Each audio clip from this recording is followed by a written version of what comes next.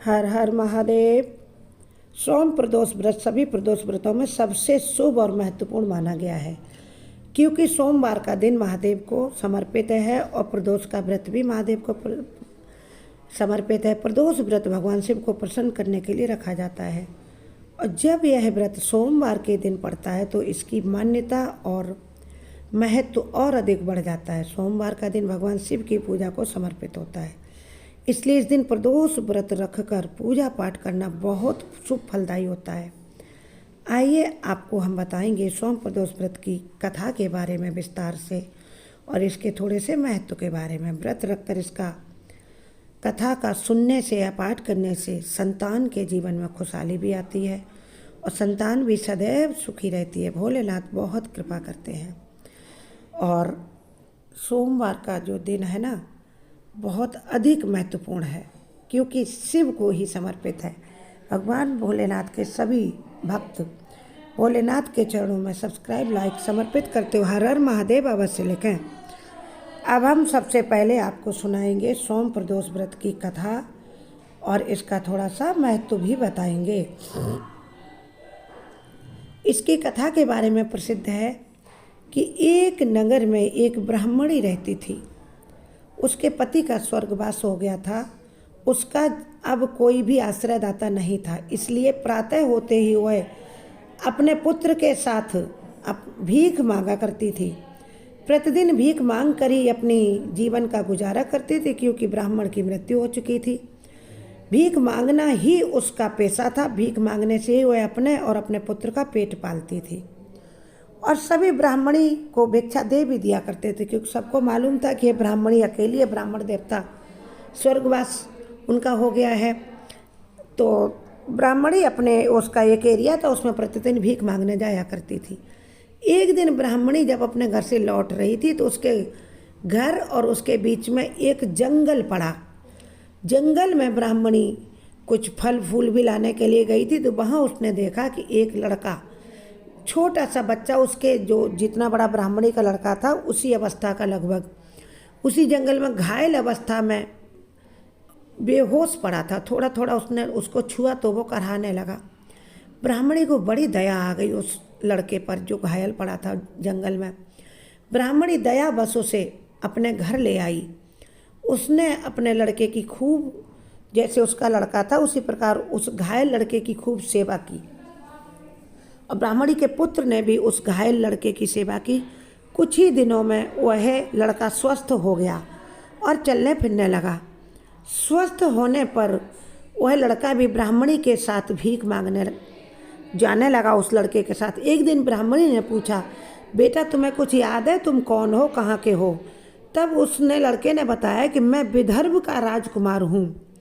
शत्रुओं ने हमारे राज्य पर हमला कर दिया, हमारे माता पिता की मृत्यु हो गई, उन्होंने हमें भी घायल कर दिया और मरा हुआ जानकर जंगल में फेंक दिया। शत्रु सैनिकों ने हमारे राज्य पर आक्रमण करके हमारे पिता को मार डाला है और मेरे राज्य पर भी नियंत्रण कर लिया और शत्रु हमारे राज्य का अब अधिकारी हो गया है। इसलिए अब मेरा उस राज्य में कुछ भी नहीं हूँ, मैं एक विदर्भ का राजकुमार हूँ।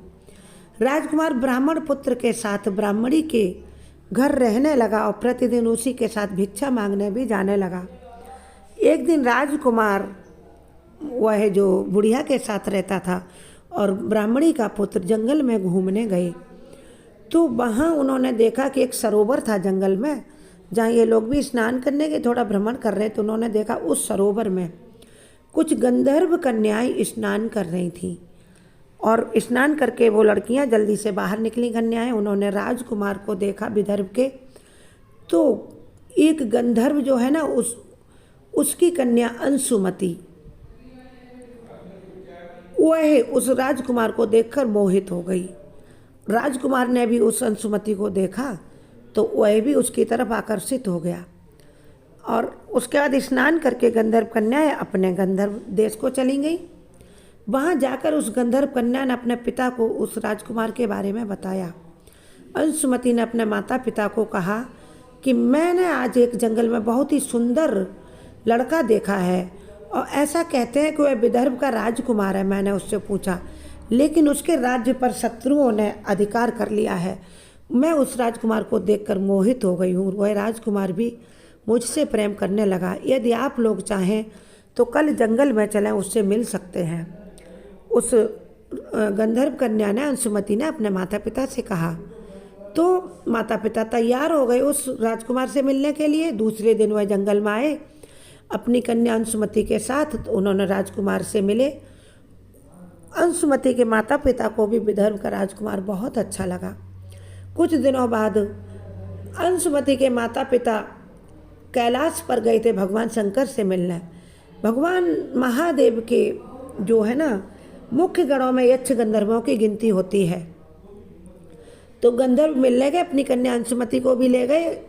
तो भगवान महादेव ने जो कहा कि तुम्हारी कन्या अंशुमति किसी से प्रेम करती है, तो उन्होंने, गंधर्व ने बताया कि हाँ ऐसा है। तो महादेव ने आदेश दिया कि वह राजकुमार है और उसका विवाह तुम अंशुमति से कर दो।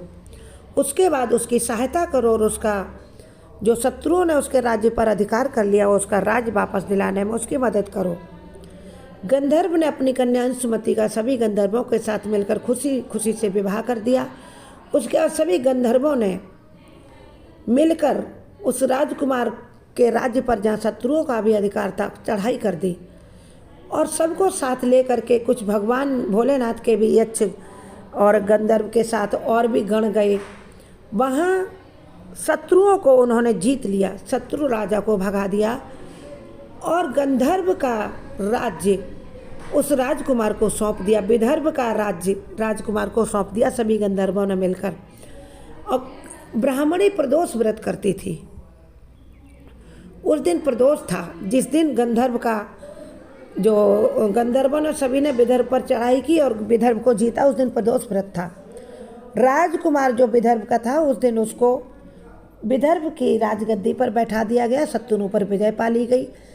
अब विदर्भ के राजकुमार ने कहा कि अब मैं राजा हो गया हूँ। मेरी ब्राह्मणी मैया, जिसने मुझे, मैं घायल जंगल में पड़ा था मरणासन, उस समय उस मैया ने मेरी सेवा की और ब्राह्मणी का पुत्र मेरा भाई है, अब ये सब मेरे साथ रहेंगे।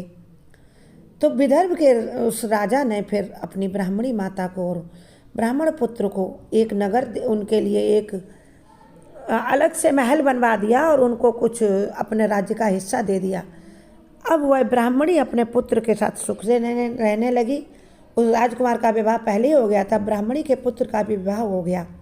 ब्राह्मणी के पास अब 2-2 बहुएं थीं, सेवा करने के लिए 2-2 पुत्र थे। बड़े आनंद पूर्वक वह सब रहने लगे। राजकुमार ने ब्राह्मण पुत्र को फिर अपना प्रधानमंत्री बना लिया, क्योंकि वह उसको भाई मानता था।